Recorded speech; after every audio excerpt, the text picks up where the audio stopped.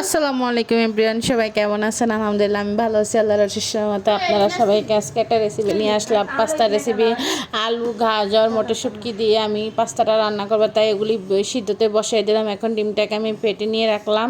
এখন আমার গাজর, আলু এগুলো সিদ্ধ হয়ে গেছে, তারপরে আমি দিয়ে দিলাম পাস্তাটা সিদ্ধ হওয়ার পরে আমি কড়াইটা দিয়ে আমি পরিমাণ মতন তেল, পেঁয়াজ, কাঁচামরিচ দিয়ে দিব। তার সাথে আমি আবার চিংড়ি মাছটা এড করব।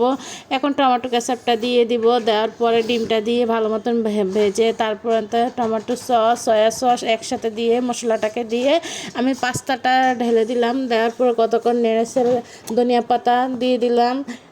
আর এখন আমার পাস্তাটা সুন্দর হয়ে গেছে। যেভাবে রান্না করেন জানি না, আমার মতন একবার রান্না করে খেয়ে দেখবেন। আর যদি ভালো লাগে লাইক কমেন্ট শেয়ার করে দিবেন। এখন সবাই মিলে পাস্তাটা খাবো, তাই বাড়তেছি। আর আমাদের তো সন্ধ্যার আইটেমে চা থাকে, আমরা চা অল টাইম থাকে আমাদের। সবাই দোয়া করবেন। আসসালামু আলাইকুম সবাইকে।